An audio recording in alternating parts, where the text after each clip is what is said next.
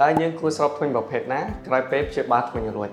ជំរាបសួរខ្ញុំបាទឈឺអេនច័ន្ទពលឺលៀបជាតនពេទ្យប្រចាំសាខាកម្ពុជាក្រោមថ្ងៃនេះខ្ញុំនឹងពន្យល់ពីគ្រាប់ធ្មេញពីរប្រភេទគឺប្រភេទស៊ីកូនាមជាមួយនឹងថៃថានីមគ្រាប់ធ្មេញទី1គឺប្រភេទស៊ីកូនាម